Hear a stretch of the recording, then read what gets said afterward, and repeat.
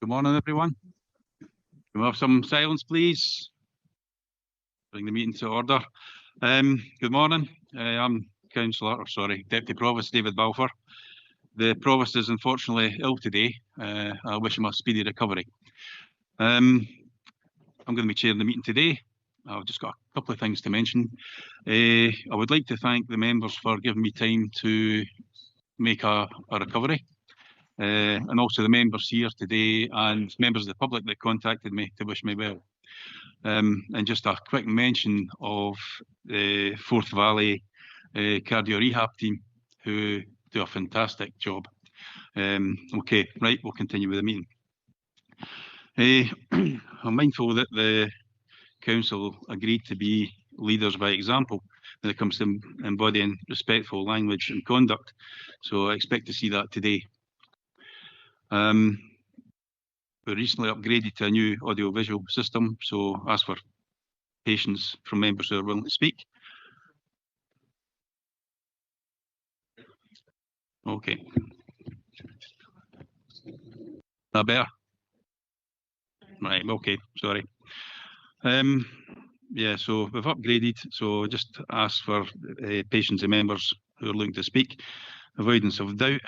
I will determine the order of speakers. I'll ask everybody who's not spoken if they wish to speak before I close an item. And members joining remotely should make sure their cameras are turned on. If there's any issues, let myself or the committee team know. And before we go any further, if everybody can make sure that their phones are either switched off or on silent. Okay. Right, we'll take the silent now.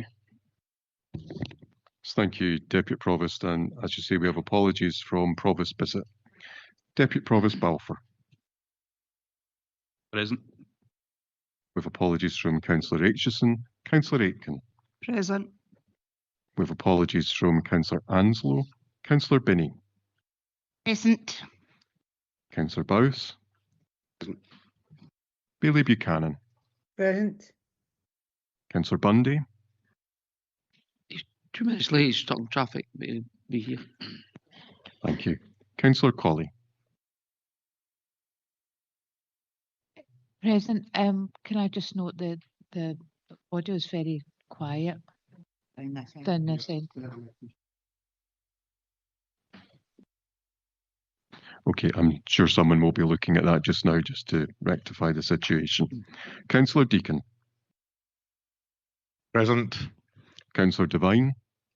Present. Councillor Flynn. Present. Councillor Forrest. Present. Councillor Garner. Here. Councillor Hannah. Present. Councillor Kelly. Present. Bailey Kerr. Here. Councillor McCabe. Yep. And we have apologies submitted by Councillor Maggie Brown, Councillor Meiklejohn, and Councillor Murtagh. Councillor Nimmo. Present. Councillor Patterson. Here. Councillor Patrick. Present. Councillor Redmond. Yep. Councillor Ritchie.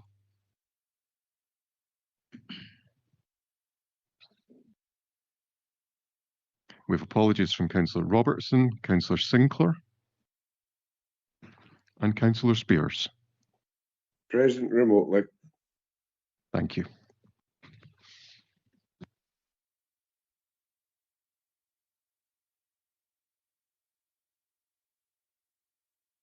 You having issues with your video, Councillor Spears? No, I'm seeing it perfectly clear here. Yeah, the point is we can't see you. If you can put your camera on, please, as mentioned earlier. The camera is on and I can see myself. I think the problem's maybe at your end.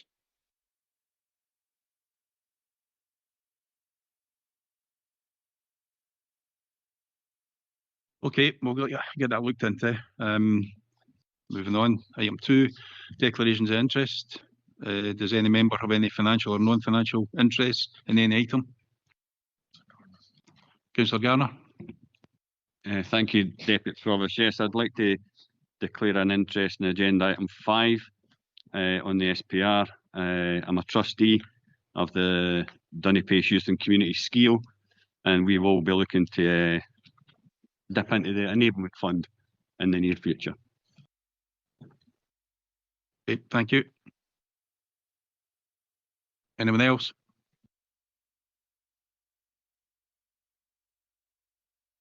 Right, moving on, we'll go to the rolling action log. Thank you, Deputy Provost. And as usual, the rolling action log records those decisions of Council which have called for a further report.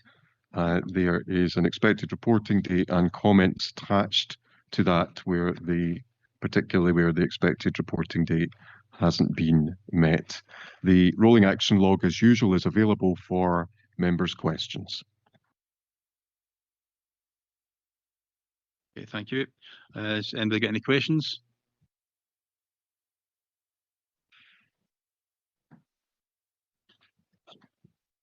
Okay, thank you.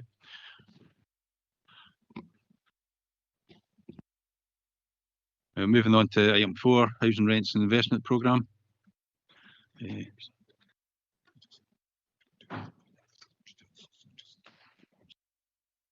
Okay, the report's taken as read. Is there any questions? Councillor Bowes. Thank you, Deputy Provost, and can I also add my welcome back to you after your illness. So got 2 questions. I'll give you probably both together, probably is the easiest way to do it then, and hopefully they can be answered. What is the effect of the doors and windows programmes on our tenants? And what has been the financial effect on housing from the employers' national insurance rise and construction inflation?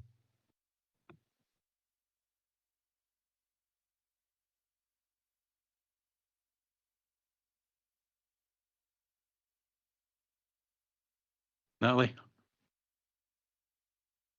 Thank you. Thank you, Councillor Bowes. So the Windows and Doors programme is having a significant improvement in our tenants. The feedback we're hearing is that the homes are warmer, the costs for heating are reduced, and it's quieter.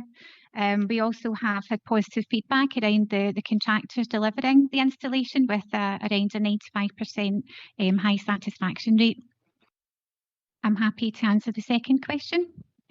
Second question in relation to the additional costs. We do build in an expectation around inflation, and so far our predictions and projections have been accurate, that there has not been a negative effect. Thank you. Thank you. Councillor Spears. Thank you. Can you see me yet? Hello? I can see you, Councillor. Okay, thank you. That was good of you, Billy, getting back to me. Thank you. Can you tell me if there's a different rate for different areas for rent in Falkirk District?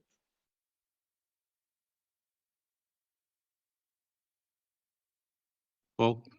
Yeah, thank you. Thank you, Councillor, for the question. There are no different rates in different areas. Falkirk Council house rates are currently based on what's called the gross annual values, which is known as GAVs from 1988. That was based on a number of factors assessed by the assessors who did the domestic valuation. So those rates are based on that. So it's not per area, it's each property is bespoke and assessed individually. No, I had asked a question about the different monthly rates for different areas and different types of houses. I haven't had a response to that, but there is a concern that different areas are paying much higher than other areas within our district. Oh, happy to provide after the event the details of the breakdown per ward, what the charges are for each property type. Okay, thank you. Anything else, Councillor Spears? Well, there is a great concern, especially for young single families who are on high rent. Yep. You've already said that, sorry. Have you got any other questions? Well, I take it you're not interested, because I'm interested, and it's a great concern when we're trying to do away with child poverty, but they're paying higher rates than other areas in our district. Right, we're going to move on because you've not got any other questions. Councillor Hannah? Thank you, Convener. Sorry, Deputy Provost. My apologies. I think we're all concerned and nobody likes the idea of an increase in rents. But I wonder if officers could maybe just clarify after the 9% increase is implemented, where will Falkirk's rents come in terms of the average across Scotland by comparison with other local authorities? Paul? Thank you, Deputy Provost.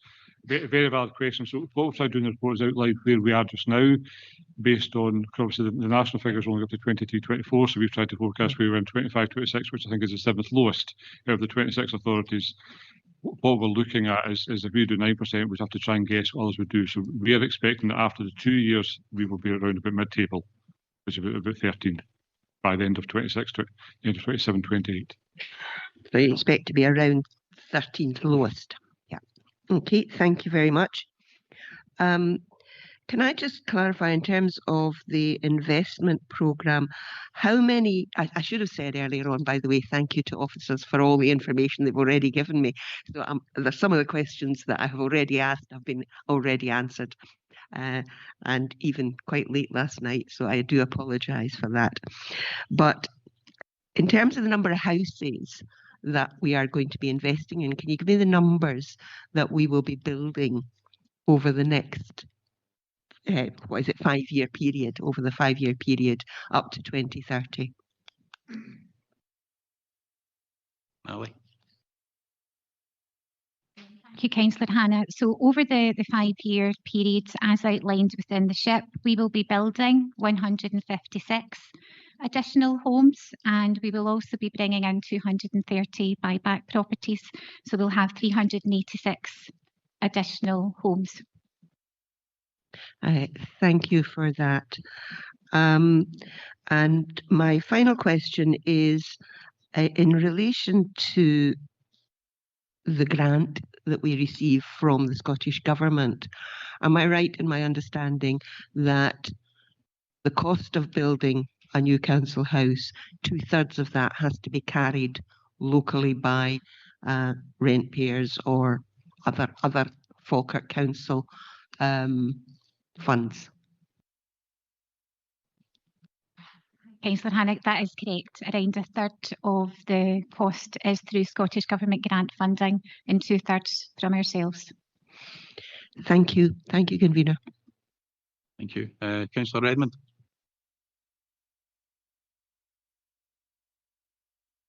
Sorry, I lost my mouse there. It's good to see you back, Deputy Provost. I think my first question was, it was at page, I've lost the page now, page 20, and it's our sort of pie chart of how all the expenditure for the HRA is going. And I suppose my main kind of question was about 37% of all the rents that's collected in is being spent on capital financing costs. So basically servicing the debt we have in the HRA. Are we planning to get this down over the next few years, or do we see this rising as we're building more houses? Paul? Okay. Thanks, Councillor. So I think within the report we forecast that the trajectory of that percentage over the next 5 years, which goes up to just over 40%. I think what we're doing as a housing organisation is we're looking at financial sustainability. So we've set up a working group within the Housing Treasury Board to look at that. So what we are looking to do is to try and look at actually, can we slow that growth down, and can we start to look at when we want to turn that around, what is it? So I think that you're absolutely correct. It is quite high. It's higher than Scottish average. It is currently heading higher than that, but we have plans in place to look to how to slow that growth and reduce that spend over the next 5 to 10 years. Thank you. I suppose it's a catch-22. Obviously, the reason it's so high is because we're building houses, but it's one of them things. The other question I had, if it does go up to 40%, where will the where will that come from? That extra 3%, is that going to come from maybe maintenance improvements, or is it going to come from the supervision and management side, or will we just look to recoup that through rent rises? Paul. Thank you. Obviously, within our business model, we have a 50-year plan that tries to look at these things and forecast them. So the short answer to that is that it'll be rent rises. We're not looking to reduce any other costs to pay for that. So the rent rises take into account already the projection in terms of those costs, Councillor. Thank you. And then I was just wanting to touch on the garages and lockups. I think it was saying we've got over 2,600 garages and lockups. We're going to move to a £9, a standardised charge, the £9.29. Could you maybe just kind of talk about the kind of rationale behind that? Paul. Aye, so again, going back to Falkirk has had a number of different price points for lockups. That was unclear for the consumers, for the users, and people that were asking to apply for lockups didn't know what they were going to pay when they got a lockup. So what we've done in line with both other authorities is try to standardise that so people know what they're going to get. And that's also linked to what members were told. And I think a member's briefing back on, I think it was Christmas Eve, advised about what we're doing to actually maintain and invest in that stock. So this is all part of a bagger package to make sure that we look after these lockups, people know what they're getting, and we'll keep our end of the bag up in terms of good maintenance and keep them to good standards. So I think that the single price point is just to try and make sure people have a bit of certainty around what they pay for lockup, no matter where they stay. Thank you. My very last question just kind of follows on for that. So obviously some people will be paying more, some people will be paying less. I think it's actually more people's paying less. So what's the sort of financial impact to the charge on the housing and revenue account? Is this going to be is it going to bring in more money, or is it going to bring in less? Well, the short answer is it brings in the exact same amount. So what we've done is we've priced it at the current average. So by default, it's the same total revenue before and after this change. So we are not looking to gain it from this change. What we're going to do is just basically bring everyone to that average point. Thank you. That's all my questions. Thank you. Bailey Kerr. Thank you, Deputy Provost, and everybody else. Nice to see you back. A couple of questions on page 13, at the very top, where we're talking about allocation to new builds, 30 million and 35.5 for buybacks. What does 30 million in new builds look like regarding the amount of houses? And the same for buybacks. Probably a similar question to Councillor Hannah, but I'd just like to specifically, how much will that bring for each? Natalie. Similar to the response to Councillor Hannah, the investment that we have within this 5-year programme will bring us 156 council new builds and 230 buybacks. So that gives us a total of 386 additional assets within Falkirk Council. So does that take us to 65 million quid? The overall cost will be significantly higher than that, but the cost to Falkirk Council is, as you say. I'll take it offline, but that's not the question I asked. I'll take it offline. I just want to know how much that £65 million would equate to in buybacks and new builds. But I can take that offline, Yep. No problem. Happy to do that, thank you. And next question is, with regards to the on the same page 13 consultation, how many people took part in the consultation? If it's a hard question, it'll be Natalie. If it's an easy question, it'll be Kenny. Natalie. Thank you. So it was over 1,000 that had taken part in the consultation. Thank you, Natalie.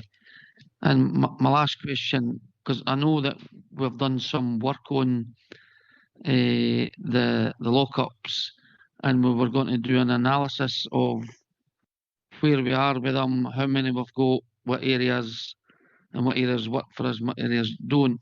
Has that been complete yet? Ali? Thank you. Yes, it has been as part of our strategic approach to our asset management.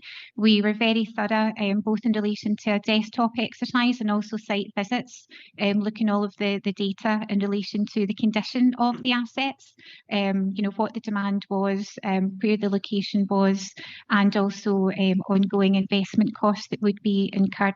So what we have prepared has been robust in terms of what we retain, and also as previously advised by my colleague in relation to the rental charge bringing some equity.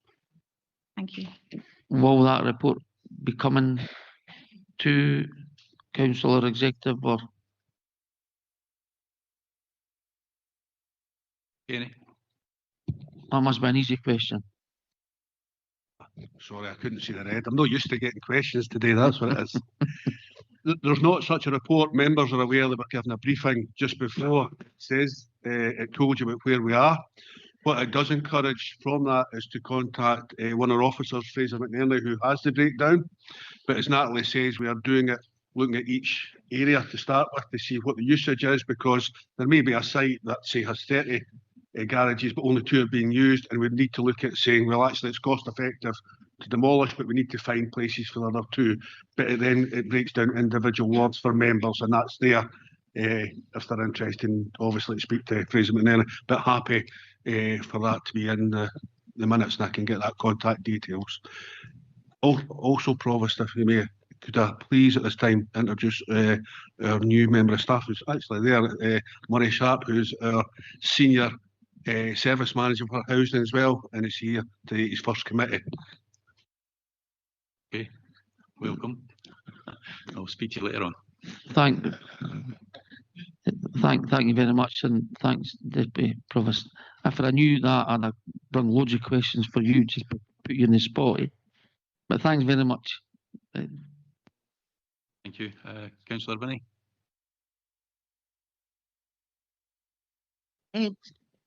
Thank you, Provost. I want to say the residents in the high flats provided with hot water heating by the combined heat and power system. This is actually protecting our elderly and vulnerable residents in our community.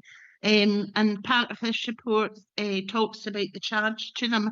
And this is excellent, and it's quite a unique initiative. I've obviously got a question here, and my question is this going to be expanded to other high-rise? Because I've had many in my community asking what is happening with the renewal of their central heating. I don't need an awful lot of detail at the moment, but I just need to know if we've got a plan for this to happen. Thank you. Okay, Natalie. Thank you, Councillor Binney. Yes, we do have a plan to expand the combined heating system, and at the moment we are carrying out an options appraisal and some financial viability, which should be available to us within the next month or so, and then we'll be able to take note of that and move on from there. But we do have investment within the programme to enable that to happen. Thank you.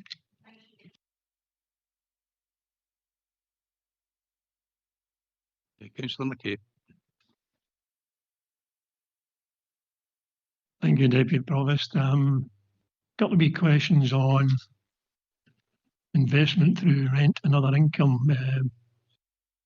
paragraphs 3.7, 3.11. Apologies, I'm just being a wee bit busy. Other than that, I would have asked these questions prior to the meeting. 3.8, we have figure for the 82.7% council's housing stock meeting housing quality standards, and 96.3 meeting energy efficient standards for social housing. Could I have an indication what the historical figures are for these two figures? Natalie. Thank you. We are seeing an increase in both of the figures over the previous years, and we are working towards improving again this year. And certainly we're looking at around 85% at today's date, expected to be meeting the Scottish Housing Quality Standards. So we are improving. Councillor. Thanks, Natalie. That's good to hear. That's exactly the type of information that, I'm eager to promote. If I can move to 3.11, Scottish Government providing funding to refurbish 17 homes to support Ukrainian refugees. Can I ask, where is that? Where are the 17 homes?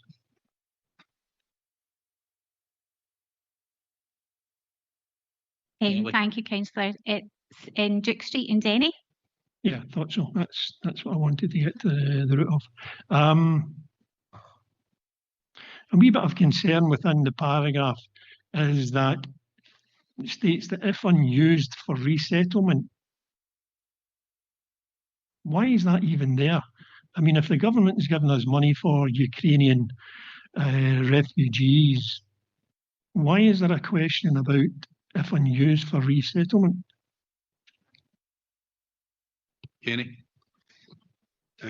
Deputy Provost, thank you. It's there as a catch-all because at the present time it will depend when the properties become vacant and when we can hand them over, Councillor. So we're more than comfortable that Scottish Government will fill them, but they'll do through a period of time when the properties are ready and through a phased return on these. So we're more than confident that we'll either fill them with Ukrainians, or if we have got homeless properties, we can then substitute them, put some at home, or fixed tenancies and use other properties to help the Ukrainians. Again, whatever meets their needs with Scottish Government and ourselves to deal with our housing crisis. Thanks, Kenny. Just a couple of concerns about that. First of all,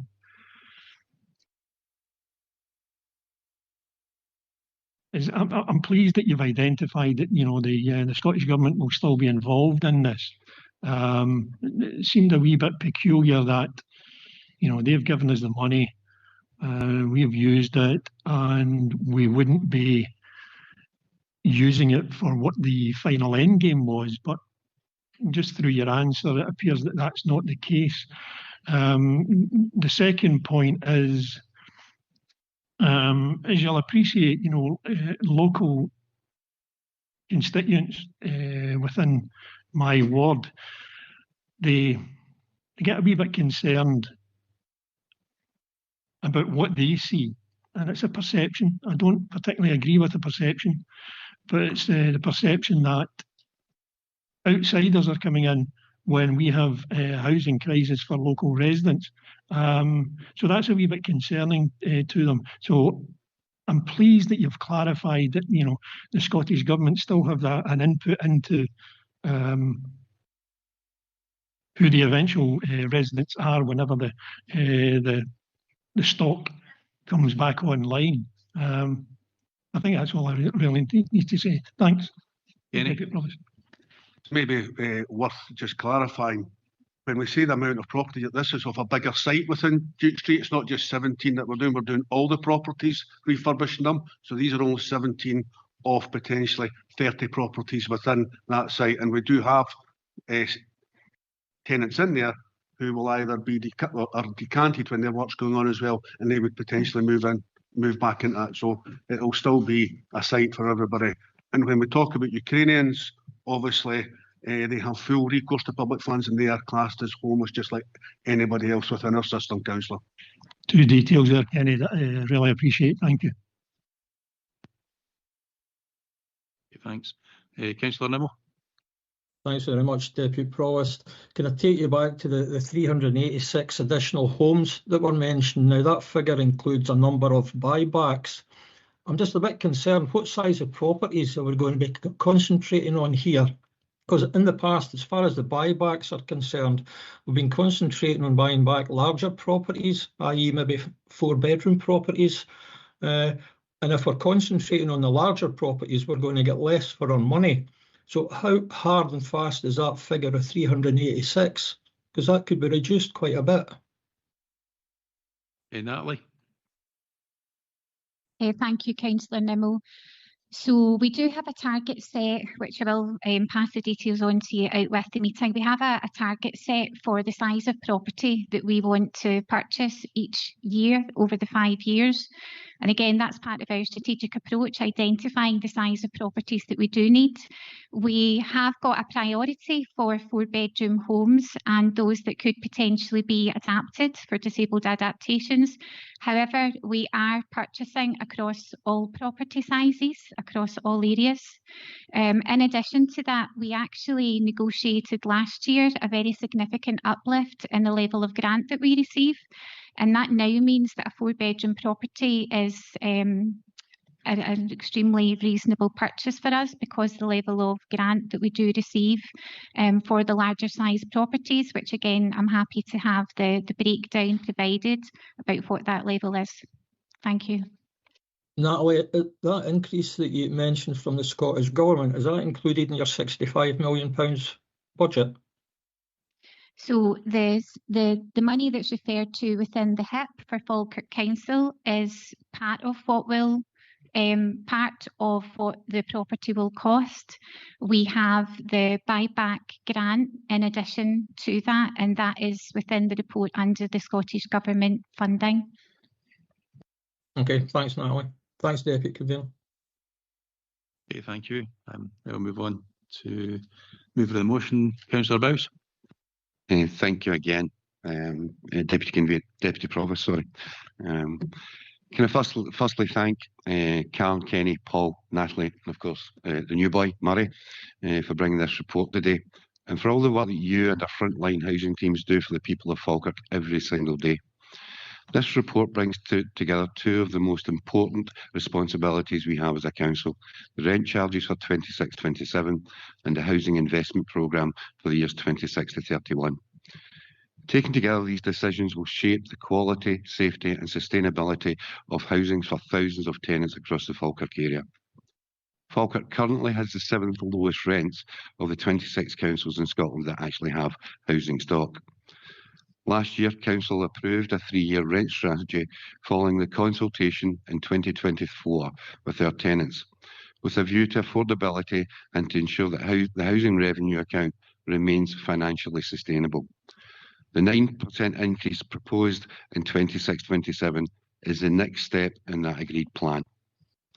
This increase has been reviewed and it remains necessary to maintain the homes that we already have and to meet the rising repair and borrowing costs and to support the ongoing investment. I want to stress that more than half of our tenants are protected through housing benefit or universal credit. For those that are not protected, however, there still is support remaining through our housing officers, advice services and welfare teams. We are also introducing a fairer, simplified charging structure for lockups. This replaces an outdated and inconsistent system that ensures a transparent and equitable approach to all renters. The Housing Investment Programme sets out a £240 million plan to maintain, improve and expand the homes we provide. The investment is central to our responsibilities as a landlord and will help us to, one, maintain compliance with the Scottish Housing Quality Standards, continue strong progress on energy efficiency, particularly the Windows and Doors programme reducing energy costs for our tenants, and deliver affordable homes across Falkirk through new builds and the buyback scheme. We have, this has already been said, seen progress, and I refer you to Appendix 4, which details the findings of the 2024 Housing Tenant Satisfaction Survey, with a very significant improvement from 2021. Over 80% of our homes now meet national quality standards, and more than 96% meet modern energy efficiency standards. We have delivered 111 additional homes at Wood Farm Hall Glen, and I hope as many councillors have got to see the site over the last couple of days. I've been there a couple of times myself before this point. And of course we have the Denny High School site, which is starting, which will produce another 137 new homes to our supply. These are tangible, meaningful improvements that support families, older people and young residents alike. The housing revenue account is basically self-financing.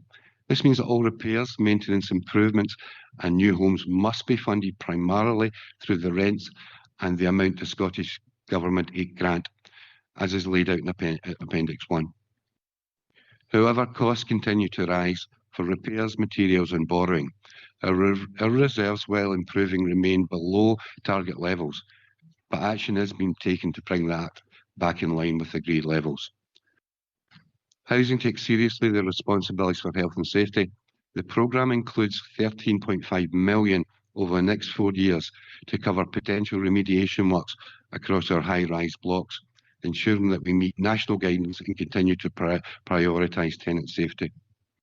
This overall programme directs supports for our wider ambitions, reducing fuel poverty and inequality, improving health and well-being, and contributing to a greener, more sustainable Falkirk. High-quality homes are not simply a housing issue. They are a foundation to strong communities and a fairer society. This report looks to advise those aims. Deputy Provost, the report before us strikes a balance, ensuring financial sustainability and enable ambitious long-term investment in safe, modern, energy-efficient homes. And I move the recommendations in item 2. Thank you, Provost. Thank you, Councillor Bowes. Do you have a seconder? Yeah, thanks, Deputy Provost. Content to second the report. Okay, thank you. Councillor Hannah. Thank you, Deputy Provost. We have no amendments to this, although nobody wants to see an increase in rents. I accept that it is necessary, and I'm pleased to note that 56% of tenants on the lowest incomes are going to be protected. I just would like to say congratulations to our officers who have done an excellent job within a very, very small envelope in terms of the funding, and would hope that, given that there is a housing emergency accepted across Scotland, that there's a possibility of some improvements in what's available. Okay, thank you. Bailey Kerr. Thanks, Deputy Provost. I think it would be remiss of our group not to mention the work that was carried out at Woodend Farm. Some of our group went up and viewed the new properties, and may I say they were absolutely stunning. And the quality and the workmanship must be the 5-star. The planning team, the design team, the builders, the housing team have all to be congratulated. The old farm area, the modification that had been carried out in that building is absolutely amazing.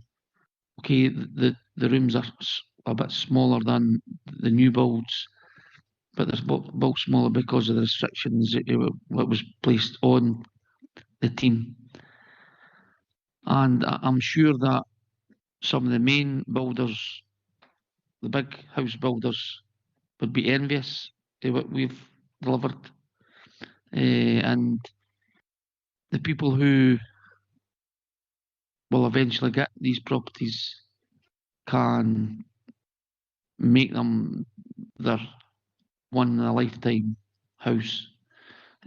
So a big thank you to everybody who's involved, and I'm sure that the new residents will be over the moon when they get the keys. So thanks, Deputy Provost. Thank you. Councillor Spears.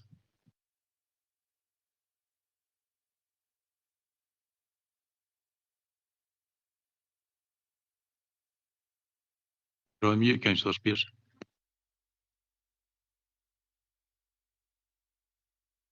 I can't say I can welcome a increasing rents to people who are struggling at present. But as we have many roles to fulfil, then if this is the only option, it's sad, but we have to go along with it.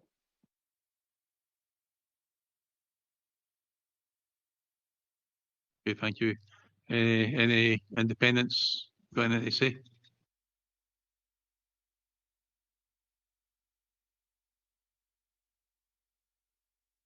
Okay, has council agreed? Agreed. Thank you. Move on to the strategic property review update.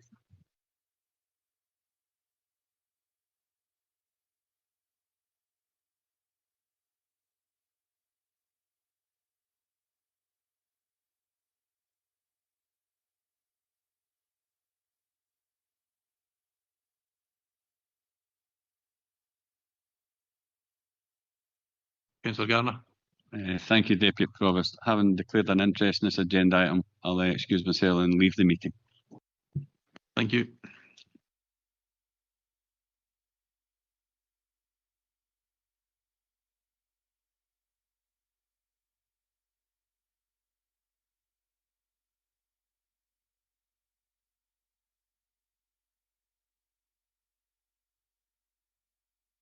Okay, reports taken as read. Any questions to officers? Councillor Sinclair.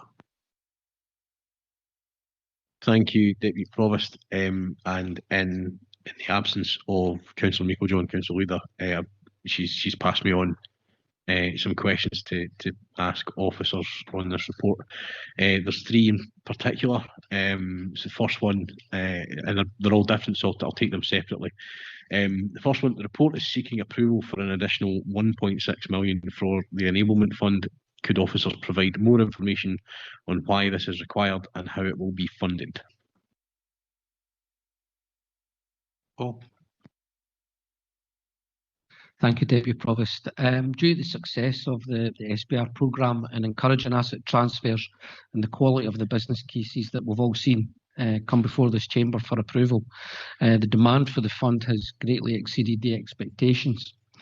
Based on the sums and the types of works that we have already in principle agreed to support, colleagues estimate that to provide the same level of support to groups who are currently progressing through their asset transfer journey, an additional £1.6 million is required. This will ensure that all groups, whether already having had their CAT approved or seeking approval in the future, will be able to secure appropriate funding.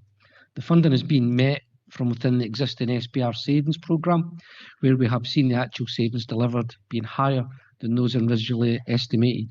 These extra savings have occurred through assets transferring and not being held by the council for a prolonged period of time, whilst they're being disposed of or demolished, for instance. And we've also seen a reduction in operational costs for holding buildings due to the increase in use of full repair and insurance licences by community groups going through their asset transfer process. And that has mitigated, again, a number of the costs that would have been incurred by the council and therefore generated additional savings, and therefore we're proposing to use that additional savings to support this enablement fund to create further investment in these assets as they transfer. Thank you. Thank you. The second question we've got, the review's seen a lot of asset transfer reports come to members for approval. What have been the key challenges of getting these to that stage? What improvements have already been made in the process? And are there further improvements we can make going forward?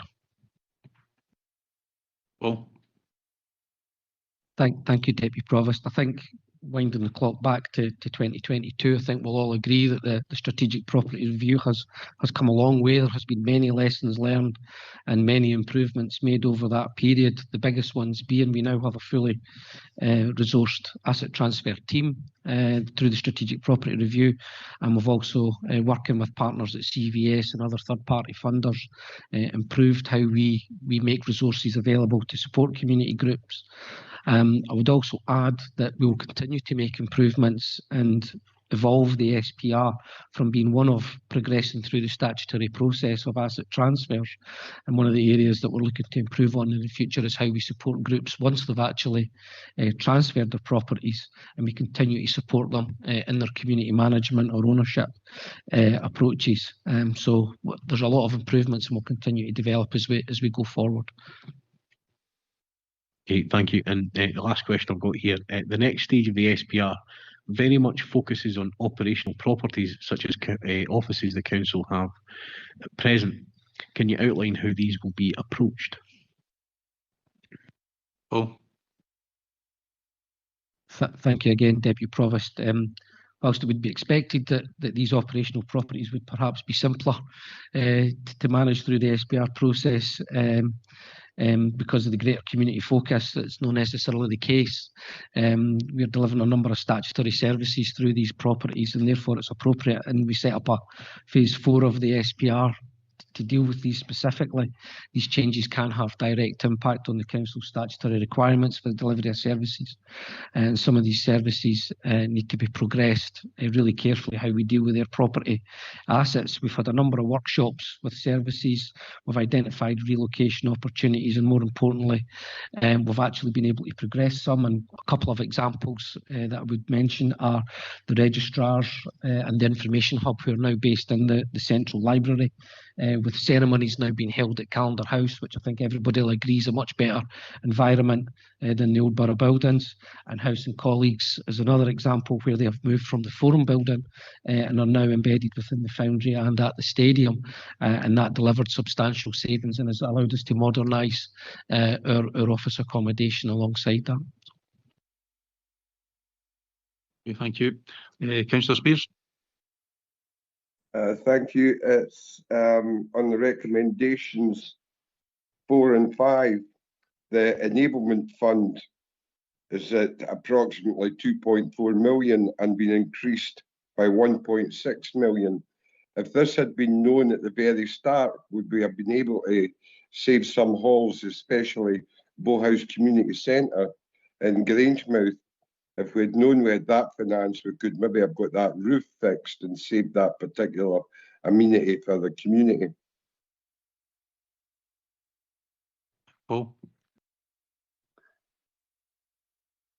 Deputy Provost, the closure of Bowhouse Community Centre was not directly related to the funding. It was due to the capacity in the community to secure enough trustees. We had made provision for the replacement of the roof at Bowhouse as part of our initial development of costs for wind, watertight and statutory compliance, and therefore we wouldn't recognise that the funding was not available.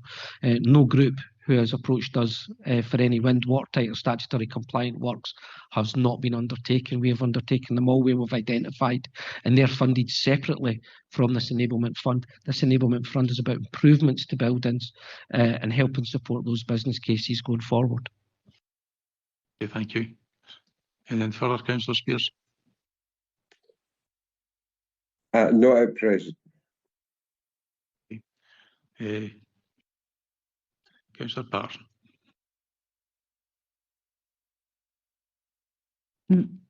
Firstly, I want to say I really welcome the request for additional funding for these community groups. I think that it clearly demonstrates that officers are doing everything that they can to make these community asset transfers successful. With your indulgence, I will just mention specifically the Madison Community Centre. The group, what officers and what that group have done there has been absolutely instrumental, and it really demonstrates how important these community centres are. And we've seen that with how they've supported the primary school there, and I can't imagine a scenario where that group and this officers hadn't done the work that they had done. So I thank everybody involved with that. And I would also just say that I'm also incredibly thankful to the Slamanan Action Group and Martha's Pantry, who have worked tirelessly to make the best of the situation there with the sad closure of the Slamanan Community Centre. In terms of the Kinneil Museum, I think it's fair to say that we made the right decision by taking it out of the phase 2 of the SPR, given the significance of that property and the complexities of what's involved with it. And I do welcome the work that officers have done to involve Historic Scotland. Yes, Deputy Provost. The work that they're doing with Historic Scotland and the complexities that are involved in that. I think, as we know, and as is mentioned in the report, that institutions such as those can take exceptionally long times to go through their due processes. So understandably, there are groups in the area who have concerns that we're being asked to sign off on a situation that we don't have the full information on at this time. So I'm just asking, what assurances can officers provide at this point that if we're approving the report today, that Kinneil Museum is not going to fall off the radar? Thank you, Deputy Provost. Members can be assured that Kinneil Museum will certainly not fall off our radar, particularly with literally 8 weeks to go until we get to the end of March and the 1st of April, when hopefully we'll be transferring the property over to Historic Environment Scotland. Engagement with them has been really positive, but as Councillor Patterson mentions, governance arrangements and tying those up can take a while. I would draw parallels to last year when we were discussing Grangemouth Stadium, and officers were similarly confident that arrangements would be put in place, and they did come to fruition. Slightly longer than we had hoped, but arrangements were put in place, and we're confident that the same can happen with Kinneil Museum.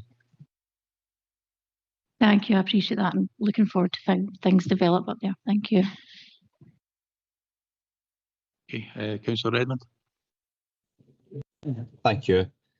I think the first question I've got is at 4.34. We're talking about terminating some of the FRI leases that are in phase 2.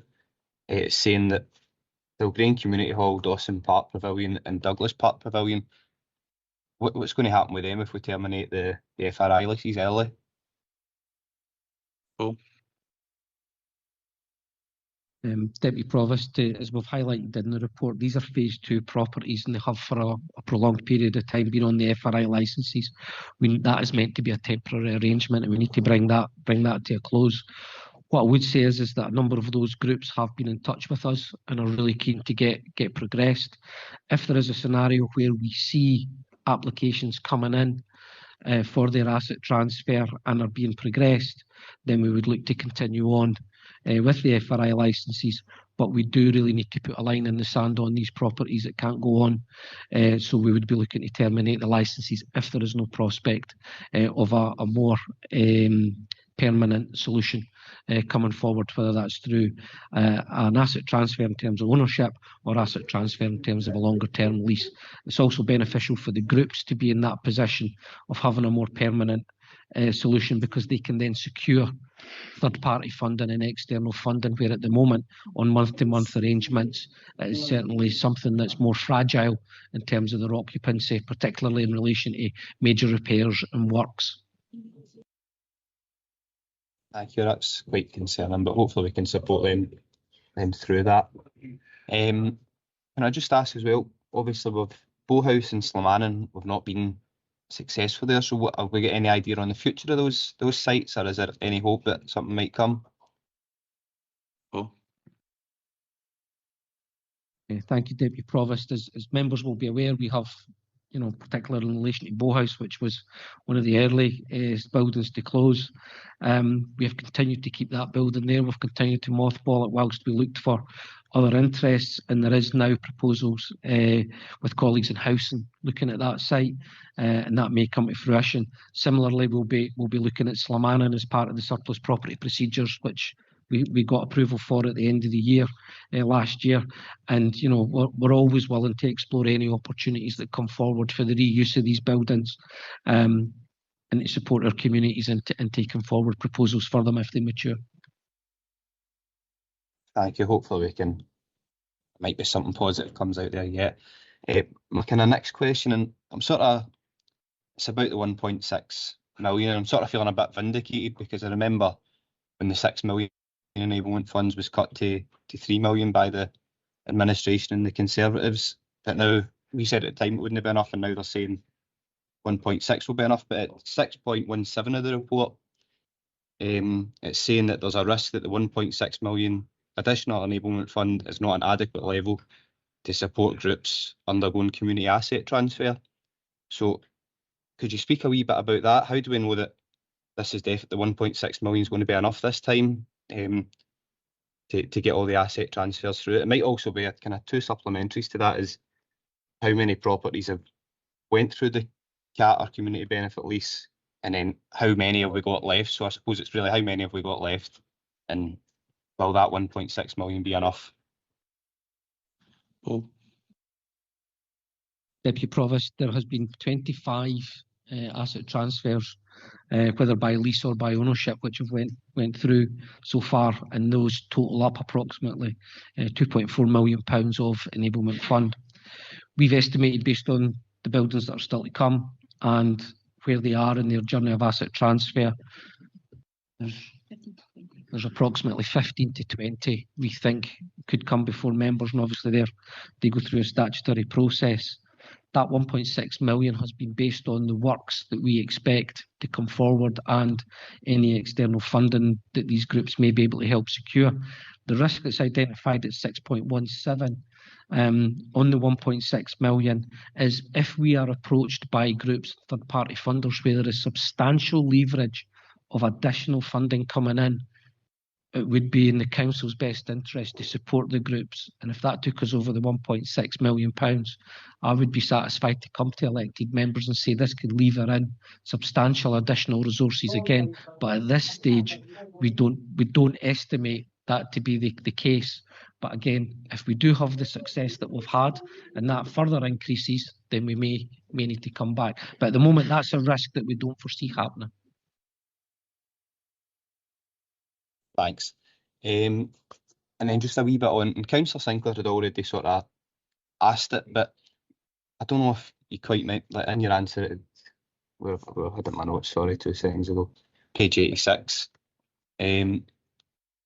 Most of these savings actually came from staffing implications, additional ongoing staff savings of approximately 1.4 million. And then there was another 0.70,000 and another 200,000. So most of this has came from staff savings that for some reason we didn't think would see. How did we not know that these staff savings were coming? Surely would have been kind of evident if the buildings were going that obviously those roles would be lost. And I suppose that's another question. How many roles within the SP, how many roles have been lost within the SPR?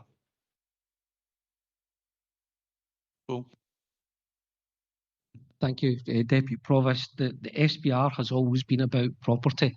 That was what the savings were based on, the £3.3 million approximately that was identified. They were all related to property costs.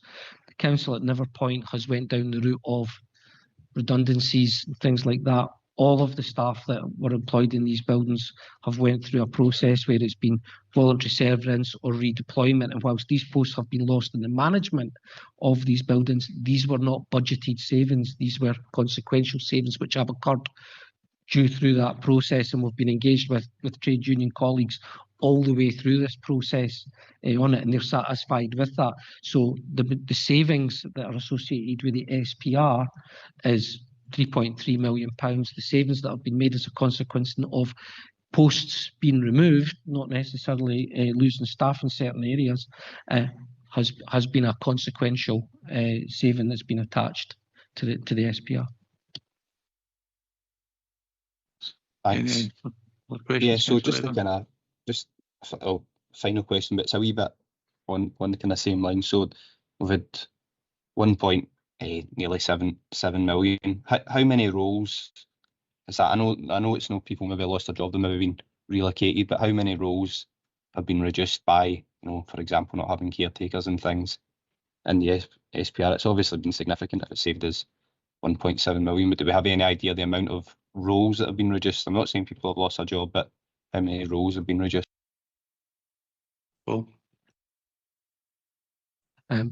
Deputy Provost, we have lost approximately 80 posts, FTE posts out the system, and some temporary contracts in addition to that, and seasonal staff who were undertaking activities. But again, they were not They were not as a consequence of any redundancies or anything like that. Okay. Thank you. That's all my questions. Malcolm. Thank you. I just wanted to add that the council's got a stated target operating model of reducing the workforce in order to become as financially sustainable as possible. So the strategic property review is helping the council to deliver that. I don't see that as a negative, particularly when it's achieved that saving without any compulsory redundancies. It's been through redeployment or voluntary severance. Thank you. Anything else, Councillor Redmond? No. Councillor Binney?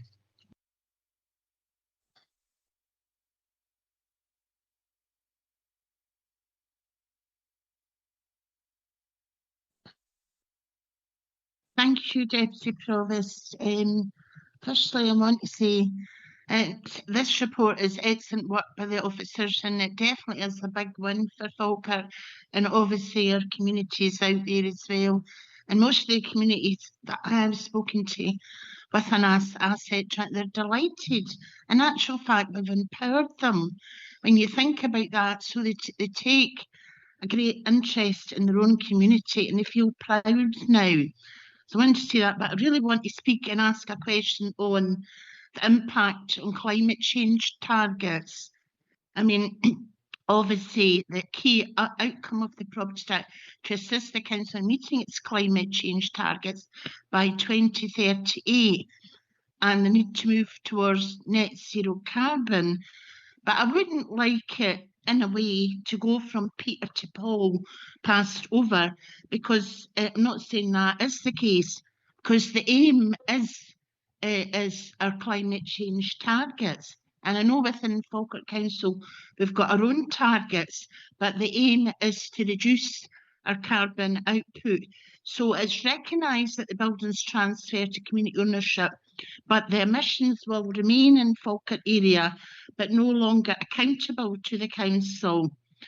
And to mitigate this, there's a fund that can assist the community asset transfer with energy efficiency measures to capture the carbon. So what is this work?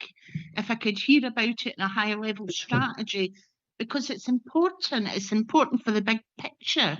As I say though, you know, our targets have improved, but if it's still out there in the community, it's not going to do the good it's meant to do.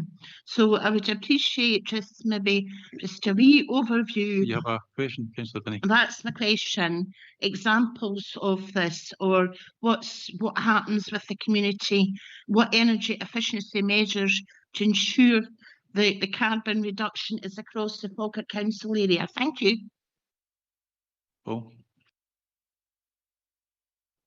Thank you, Provost. There's quite a lot in there. To give the specifics to the SPR, approximately 15,500 tonnes of carbon is our current energy consumption across our operational estate. The SPR is taking about 12% out of that in terms of the council's carbon emissions. What we have done through the Enablement Fund is we have supported a number of projects with the energy efficiency measures. Two notable ones would be Bonnybridge Community Centre, where they've installed solar panels, new windows and air source heat pumps. Bainsford Community Centre have similarly done a new roof and are looking at energy efficiency measures. In terms of the wider council's activity, because as Councillor Binney says, that doesn't necessarily take stuff out of the council's area. When we asset transfer, it's a consequence of the Enablement Fund and the works that we undertake. I would kind of remind members that just recently in the chamber we considered the Climate Emergency Action Plan, which highlights a number of actions that go beyond the council and cover a whole load of wider activities across the district. And that sets out some of the targets that we're looking to achieve to get us towards net zero in the kind of longer term. Thank you. Okay, Councillor Hannah. Thank you, Deputy Provost. I want to say first of all, congratulations to all the officers for all the hard work they've done to achieve as much as they have achieved, and also a thanks for all the support that they have given to some of the groups that have done this. Mr. Kettrick said earlier on that there are 25 successful community asset transfers so far. I wonder if you could give me the numbers, please, for the number that are still in process, the number of closures, and looking into your crystal ball, are there likely to be further closures in your expert opinion? Okay, Paul. Thank you, Deputy Provost. You've kind of caught us unaware with the level of detail on those. My colleagues just looking at the moment. I'm happy to wait and let someone else. We have 15 legally concluded asset transfers at present. So does that mean there's 10 in process? There's 10 that still go through that statutory process, and as I mentioned earlier, we expect another 15 to 20 to come forward. Are there likely to be further closures of buildings? It would be premature and inappropriate for me to say no, because the likelihood is there may be something. But at this stage, obviously, we would hope that that's not the case. But as we have seen, even at the very last moments of asset transfers getting to a point of being validated and coming forward, unforeseen circumstances can result in closures of buildings. The other part was, how many closures have there actually been? Councillor Hannah, we've now declared 25 properties as surplus to operational requirements across phase 2 and phase 3. There are a number of properties that have closed, however, they have not yet been declared surplus because we've recently received CAT applications following the closure. An example of that would be Rannoch Park Pavilion and Broome Park Community Centre. So obviously we're allowing time for those asset transfer applications to progress before we would formally move to declare those surplus. So as it stands, 25 properties have been declared surplus and either have been marketed for commercial sale, commercial lease, or have been demolished. And I'm happy to give you a breakdown of that following this meeting. Thank you. And just finally, could you just confirm for me that so long as the property has not actually been sold, it is still available for community asset transfer? Deputy Provost, yes, that is the case. The Community Empowerment Act makes it quite clear that any asset owned by the council is available for asset transfer, or an asset transfer request can be made. Doesn't necessarily mean to say that we would approve it, depending on the nature of the asset, but any asset owned by the council can be reasonably applied for. Thank you, Deputy Provost. Councillor Nimmo. Thanks, Deputy Provost. Paul, can I maybe just try and clarify one of your previous responses regarding the Bowhouse Community Centre? Has it actually transferred to housing? Do we have a transfer date for that? Or is it still in the process? Because I think the last time we spoke, it was in the process of transferring. Paul. Deputy Provost, it is either in the it's either in the process of transferring or it has transferred, and it'll literally be in the past week or so it would have transferred. I can certainly clarify that to Councillor Nimmo. Thanks, Paul. Thanks, Deputy Provost. Councillor Deacon. Thank you very much. My question is probably for Charlotte. 6.33, we've used baseline figures of 2023 and 22-23. Do we have any updated figures that we can use as a baseline as well, just to get an idea of the reduction since that time?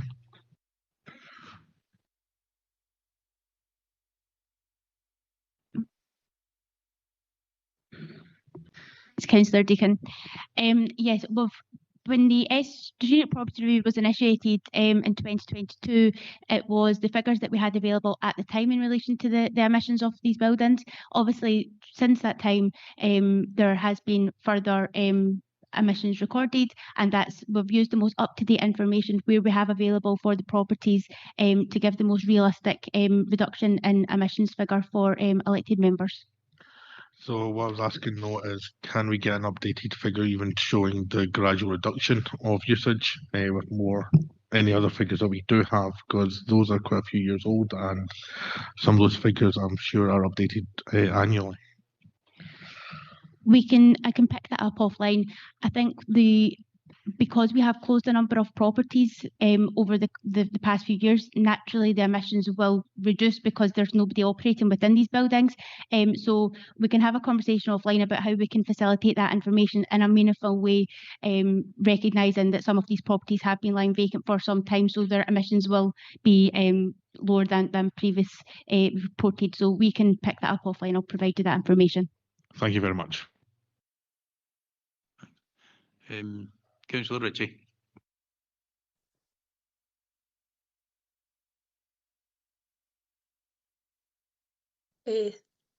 Right, sorry.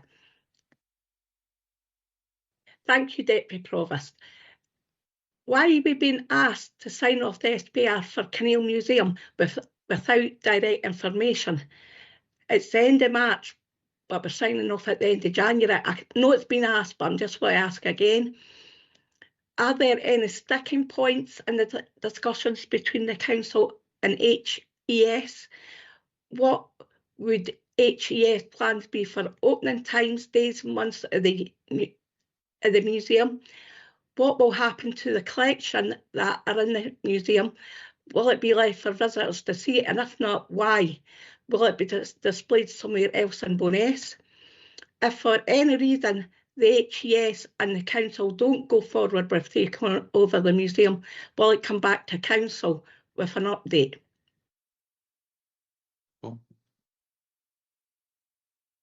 Thank you, Deputy Provost. As we've highlighted in the report, the current Council decision is that Kinneil Museum will close on the 31st of March. Our work with HES is for them to take forward the operation and management of the museum from the 1st of April. So it would be seamless, it would transfer over.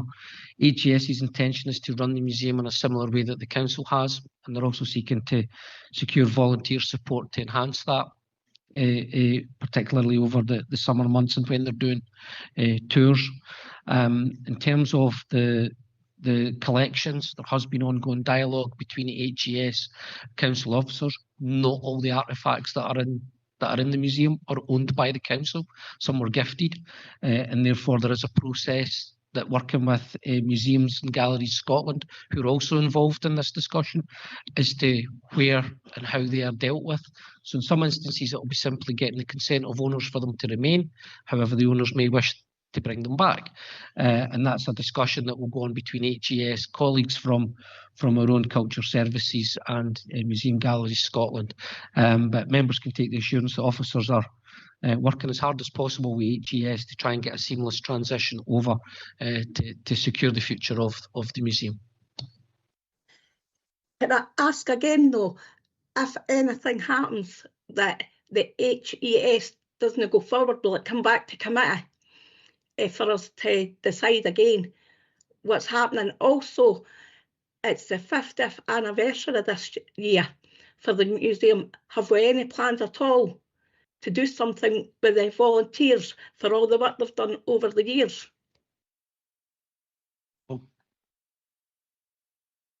Deputy Provost, I would say that you know, in terms of all the properties, and one of the major success factors of the SPR has been the consistent approach that we have dealt with every property and the dates that we put in place for them closure or transferring, and that has been one of the successes. They continue to keep extending dates and deadlines doesn't help anybody in terms of reaching that point of conclusion. So, you know, we're confident that we can get a resolution with HES and take it forward. But if not, then the building will, as per the Council decision, close on the 31st of March.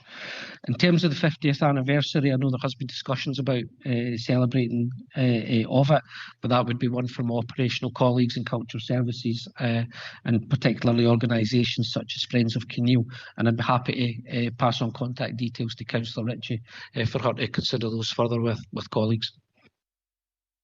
Thanks, Paul, that's great. But as I say, if HES doesn't go forward, to me, we can say now that there's plans for it to go forward. But once it comes to the 31st of March, the council could just close Kinneil Museum and not bother, just saying, no, we've done what we're supposed to and whatever. And to me, that's detrimental to volunteers like the Friends of Kinneil. We need to bring this back to speak before it gets closed. Paul? Deputy Provost, I think we've been quite clear in the report that, you know, and we've obviously mentioned it a number of times this morning, we're hoping to have a solution with HES. But in the absence of that being attained by the 31st of March, the building will close. But that wouldn't mean to say that those discussions would not continue on with HES to find a resolution, as we done last year with the Sports Trust down at Grangemouth Stadium. And that didn't kick in until June. But what I would say is that the council decision is quite clear. The building will close on the 31st of March, and we continue to work forward with HES and the community partners to try and secure its future from the 1st of April. And so far, progress has been good. There's been a number of meetings, a number of information exchanged. There is a lot of detail going on about the artefacts and operating models. We've even put in place potentially alternative arrangements for toilets, which will enhance the offering at the park. So we're fairly confident that we will find a resolution to this, but we can't be certain until everything's signed. Okay, thank you. Councillor Devine.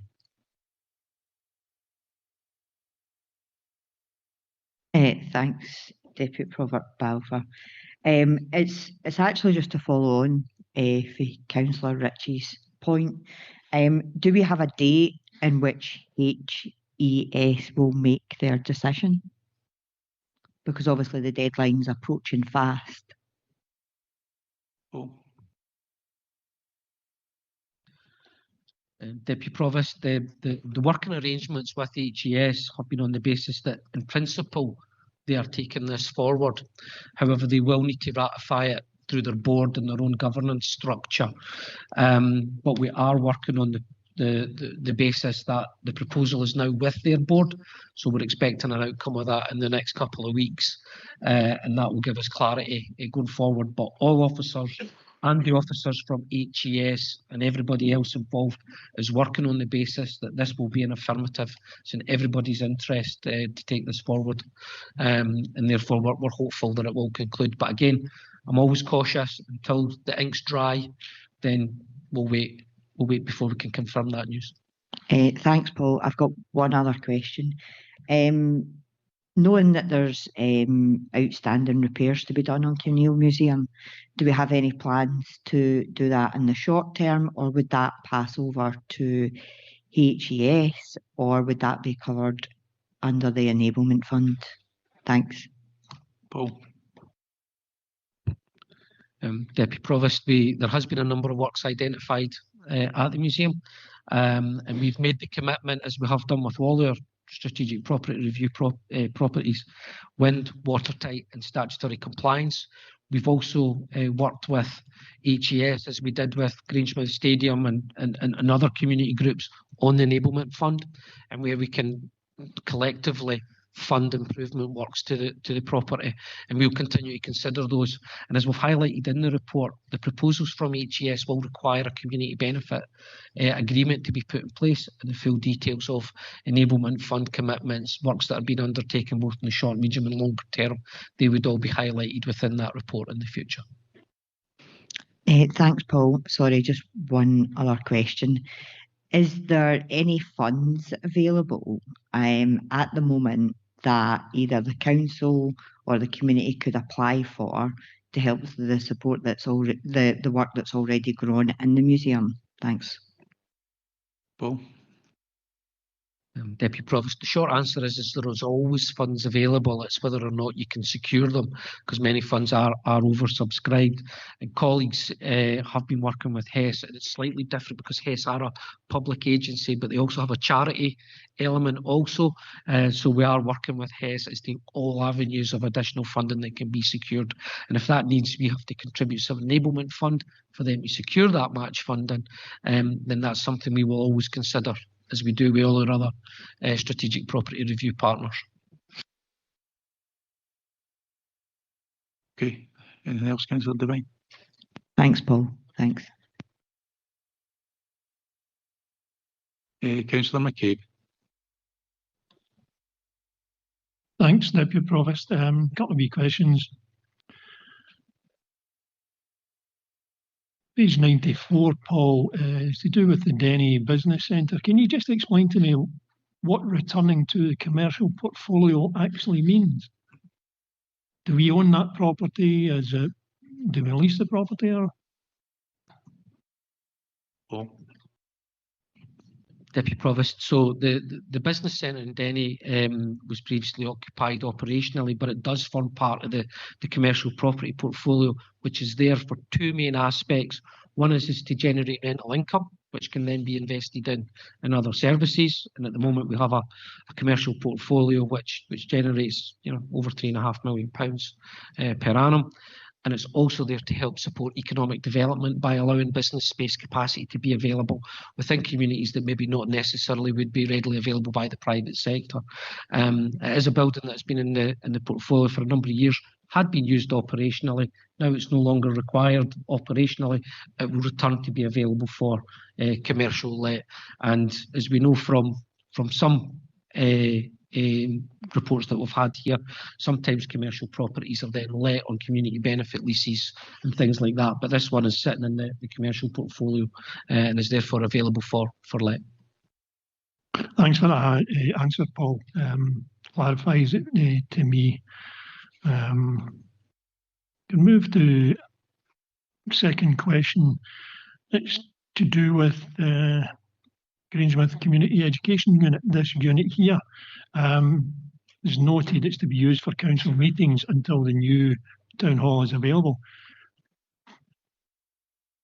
Do we have any indication of when we are intending to move out of here into our new town hall? Oh. Deputy Provost, an update on the new town hall is planned to come in the near future, both as part of the capital update and as part of the budget considerations, and then as part of a further update on the project itself. So I would like to hold fire on before we make that information available. It would only be appropriate for that to become within the context of the wider town hall report. Come on, get lost, Paul. Tell us here. Come on. Okay, fair enough. Thanks for that, Paul. Can I ask what happens to this unit once we do vacate it and move into the new town hall?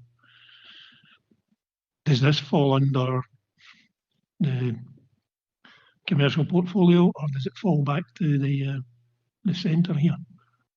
Just curious. Not critical. Deputy Provost, it wouldn't fall back into the commercial property portfolio. There's a defined remit for the commercial property portfolio. Once that occurrence happens, and clearly there's a parallel and a link to the regional sports hub, the property would be declared surplus, but clearly it's linked to the building next door, so that would need to be carefully considered as part of those two timelines for the two projects coming forward. But ultimately, once it closes down, it would be mothballed and it would go through the surplus property procedures at that point, and that would consider what we would do with it, recognising that the wider complex is under consideration for the regional sports hub. Thanks, Deputy Provost. Much appreciated, Paul. Thank you. Thank you, folks. We'll move on now to the motion. Councillor Sinclair.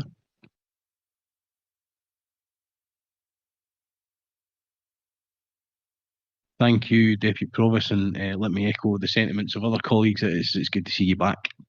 Again, I'm moving this in the absence of Councillor Meiklejohn, who's not particularly well at the moment.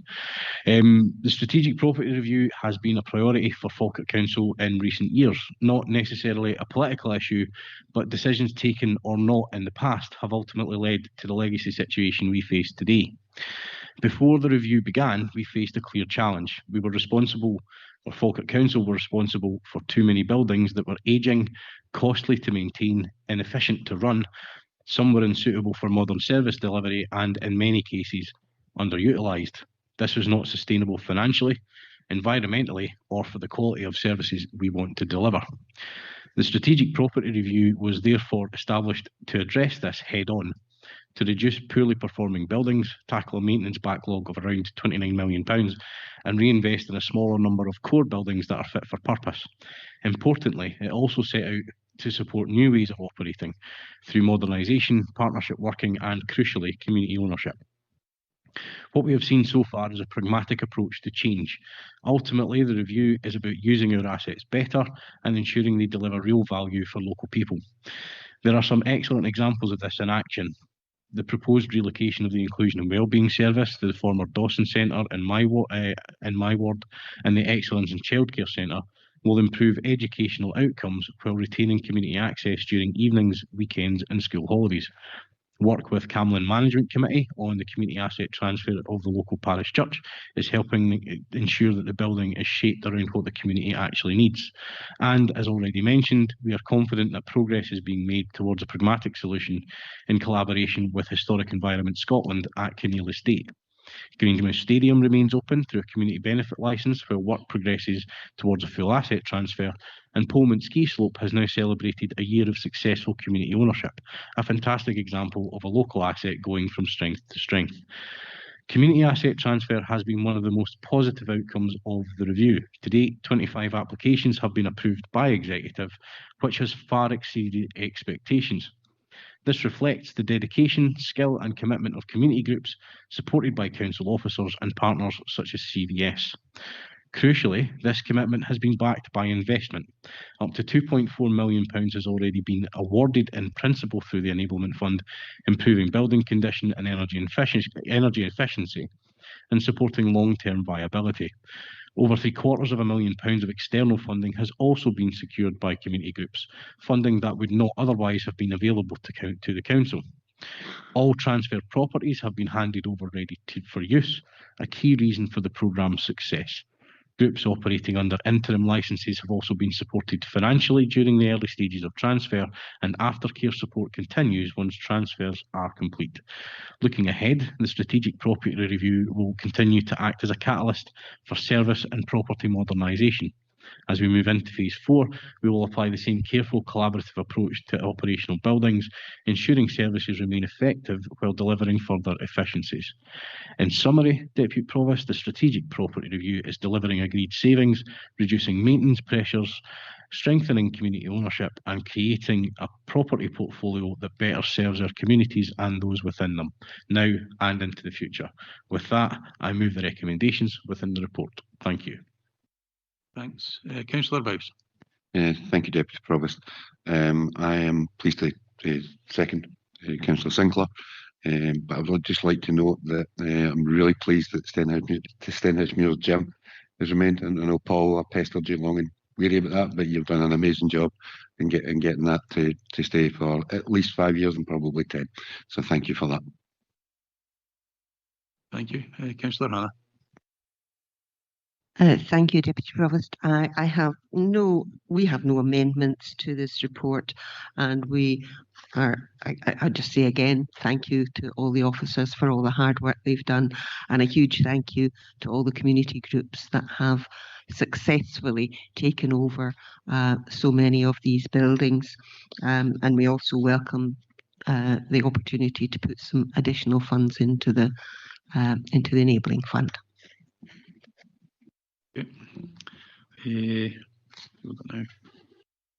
Bailey Kerr. Thanks, Deputy Provost. I'm sure that when we started this journey in 2022, we had hoped that our communities and the groups in the communities would step forward and take on these buildings, which they have done and have to be commended. There are also many elected members who have been instrumental in their support for these groups and the transfers, and they have to be commended as well. The SPR has been talked about for a long time, long before I was an elected member nearly 9 years ago. And it seemed that no one wanted to take this project forward. However, through Malcolm's team, especially Paul and his SPR team, has taken the bull by the horns and delivered so far the SPR.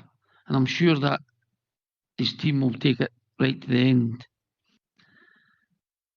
And as highlighted by many elected members, we have been very supportive of the Kinneil Museum in the past, and we just hope that in the future HES and the council can reach the agreement as soon as possible, and it makes a win-win for everybody.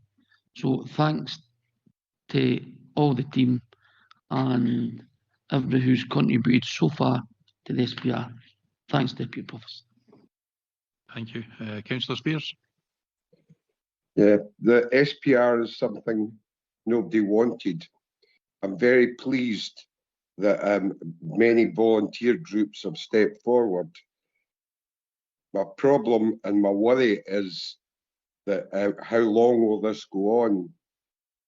Volunteers can only last so long, and if they start to drop off and we lose these community centres and assets in the future, it is not good for our communities. We've seen what's happened in Grangemouth with Bowhouse. We've got problems in Dalgrain. There's problems going to arise throughout the district. We need to try and be resolute that we can step in and continually help these volunteer groups to maintain these facilities within our communities. Okay, thanks. Any other independents?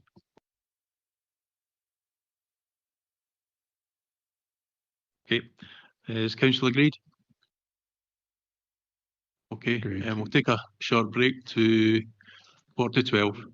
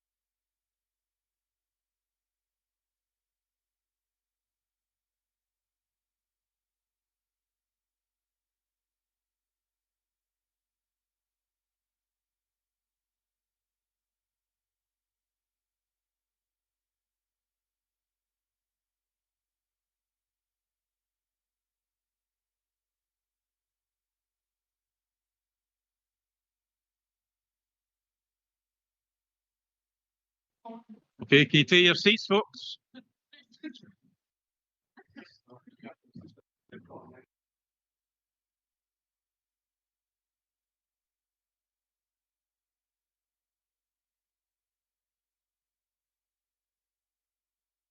Okay, welcome back, folks. We'll move on to item 6, polling districts and polling places. I've got a report with the Chief Executive. Kenneth?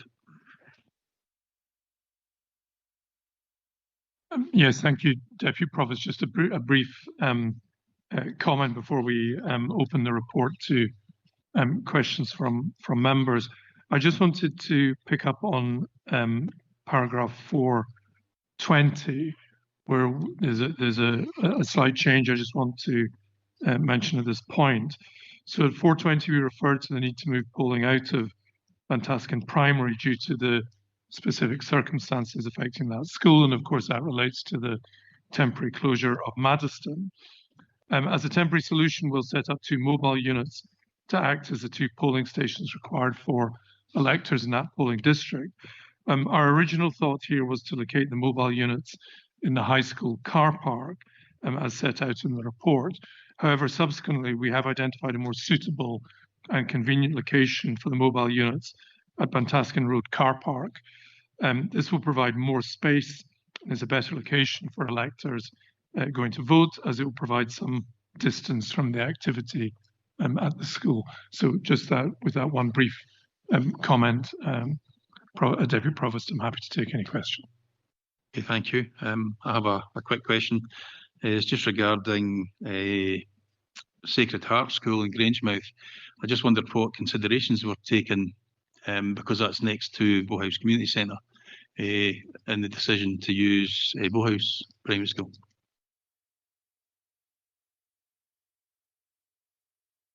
Provost, Deputy Provost, if I may, I'm going to ask Ewan McWilliams, who's done all the detailed work on this, to answer that question.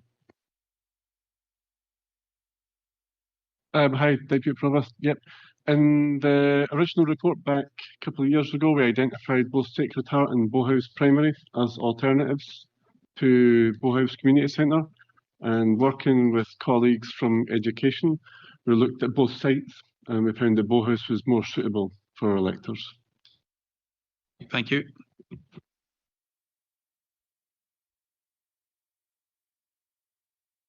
Councillor Nimmo.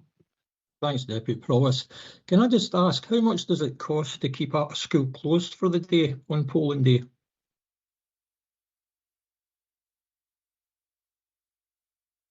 Yeah. Thank you, Deputy Provost. I don't have that information to hand, but I don't know if I see that Colin's indicating he might wish to speak. I think it shouldn't necessarily be assumed that where a polling place is going to be in a school, the whole school will close. I think each will be assessed to see if there's still opportunity for the school to be safely operated with the polling place co-sited within the school. And I know that there is work underway, particularly to look at that as a way forward in relation to those polling places. Thanks, Colin. Just on the back of your answer there, we've always tried to mitigate in the past by closing schools, whether partially or otherwise. And we've already agreed to have 2 mobile units at Bantaskin Primary School. Could the same not be done at Bowhouse? The mobile units could be sited in the Bowhouse Community Centre car park quite easily. And that would save the school closure partially or otherwise. I think maybe to return to my earlier answer, there is examination underway at the moment to see if the school can operate with the polling place within the school as well. And I think that may have been a factor in the determination of between the Bowhouse Primary School and Sacred Heart. I think Ewan just wants to add more to that. Hi, thanks, Deputy Provost, Councillor Nimmo. The report back in December 2024, I believe, which after the formal review of polling places and polling districts identifies the polling places that we use, and that's the ones that we have to stick to. If we're going to make changes to them, we need to go through interim consultations before, so there's quite a bit of work to go through before we can make changes to them. So the planned alternatives were already identified in that report. Okay, So in thank order, you. yeah, thanks. Thanks, Ewan. Thanks, Deputy Provost. Thank you. Councillor Hannah. Thank you, Deputy Provost. First of all, can I just clarify, do we try where possible not to use primary schools? Because it does seem to me that, never mind the cost, it's also disruptive for the children's education, although they might like an extra day, but it's difficult for parents as well. Kenneth. Yes, thank you, Deputy Provost. We do try and avoid the use of primary schools, and I think over a period of time we have managed to reduce the usage of primary schools. And if we could continue that trend, I think that would be a good thing. Thank you. I'm glad to see that in Lauriston the successful community asset transfer has enabled them to go back to the Thrums as the polling place. But just the final question I have is, what are we doing to ensure publicity is got out for people? Because we are seeing both a change in boundaries and a change in polling places, and it really is important for the May 7th election that people are aware well in advance of where it is they should be going. So can I have just some information about what publicity there's going to be and how we're going to ensure that people know? Thanks, Kenneth. Yes, thank you, Deputy Provost. So we referred to this in outline of paragraph 5.2, and have been discussions with the communications team. They'll be using all available means and ensuring that information is with electors as we get closer to the election. So we're very clear that we need to take a good approach to that and have a robust communications plan, and that will be in place.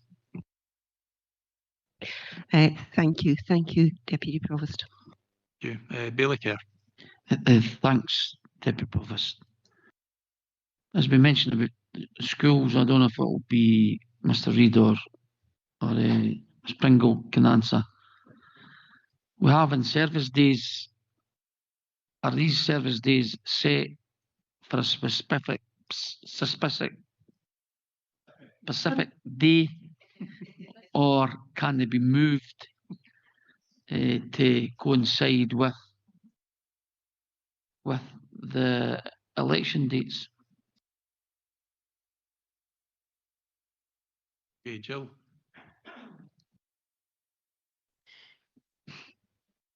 Thanks, Deputy Provost. Yes, so the in-service days are routinely considered on an annual basis. However, the reason that there was a decision not to look at in-service days for election days was it has a significant impact on attendance on the Friday. So if we were to have an in-service day on a Thursday, it does impact on people attendance on the Friday.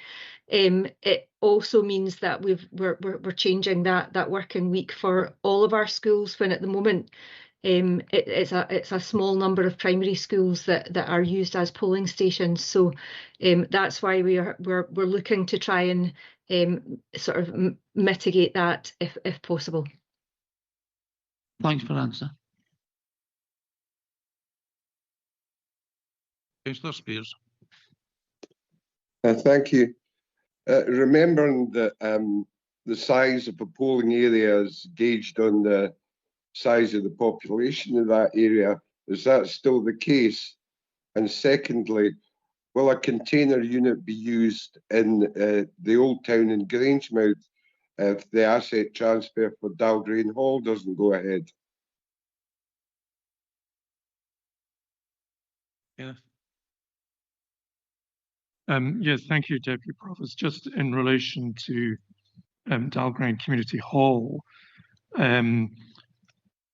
where the recommendation is to cease the current licence from the 31st of March. The CAT application has been submitted. At this stage, we're assuming that will still be available for usage. But if not, then the agreed alternative is a mobile unit beside the hall. So these are the arrangements that are in place in relation to Dalgrain.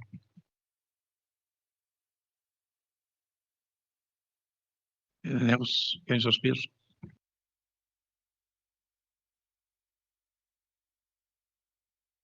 Councillor Sinclair.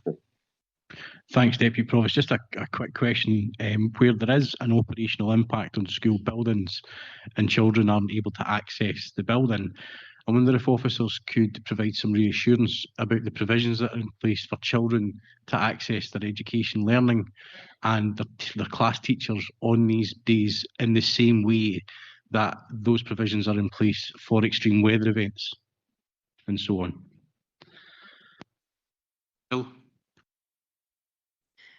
Thanks, Deputy Provost. Yes, so I suppose Colin Moody, Mr Moody alluded previously to the work that's been undertaken at the moment around the 19 primary schools that are designated at the moment for use as polling stations. So what we're doing is a fairly comprehensive overview or a comprehensive look at the possibilities for each of these establishments. So our first assessment would be around the possibility of dual running the primary school at the same time as a polling station. So obviously that takes significant risk assessment. We need to understand that we need to establish the integrity of both those processes in the building at the one time. So where that's possible, because of the capacity of the primary school, we are looking to dual run those schools. Where that is not possible, and either because of the geographical layout of the school or because of the capacity of the school, and the school is operating to quite full capacity, we are looking at alternatives for those circumstances. So, for example, we're in discussion with secondary schools around whether or not we can look at sports opportunities. We're looking at school trips, etc.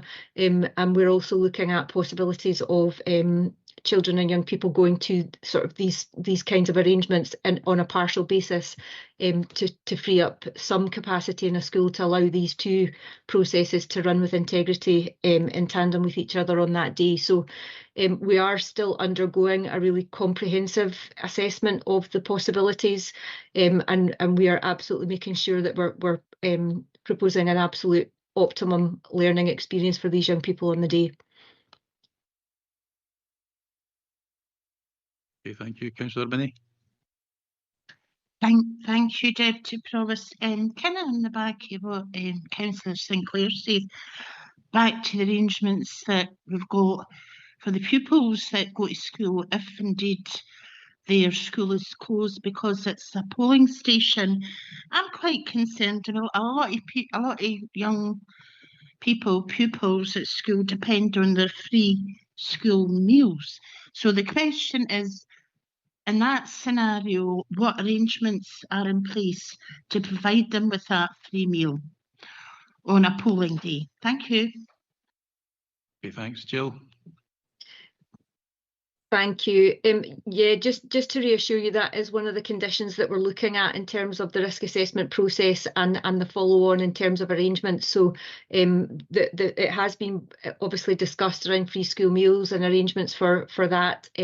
Should the children and young people or children be located elsewhere, it's absolutely part of those considerations and has been taken into consideration. So appreciate that. Thank you. Thank you, Provost, Deputy Provost. Thank you. Any further questions? Okay, we'll move to the motion. Councillor Garner. Thank you, Deputy Provost. And just with your indulgence, quickly, just as I wasn't here for the last agenda item, I'd just like to pass on my personal thanks to the officers, to Malcolm, Paul and Charlotte and the rest of the team. I know how much hard work has went into the SPR to get to this stage we're at, and there's a lot of hard work still to come. Anyway, moving on to the report. And this report is for noting, but if I can just highlight a couple of points. Local authorities are required to undertake a compulsory review at least once every 5 years. However, as noted above, local authorities may also conduct additional reviews at other points, depending on local circumstances. These circumstances are explained in the report. The review of the Scottish Parliament and constituency boundaries affected several polling districts in our area. We need to realign our polling district boundaries to new parliamentary boundaries and reassign our electorate accordingly in preparation for the upcoming Scottish Parliament election. And we have several buildings designated as polling places that are no longer available to use before the next election. This has arisen from a combination of external decisions and the SPR, as we've heard a lot about there. So happy to move the report. Thanks. Do you have a seconder? Happy to second. Thank you.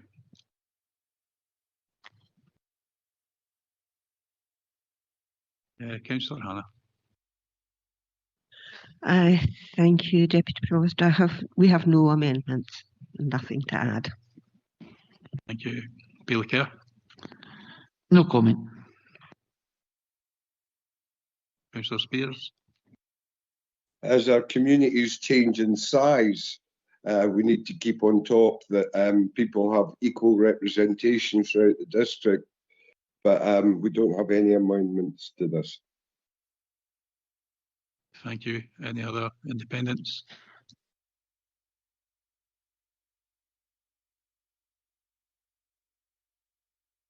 Councillor agreed? Agreed. Okay, that's us closed, folks. Thank you very much for your attendance today. Next meeting is on the 12th of February at 10 AM.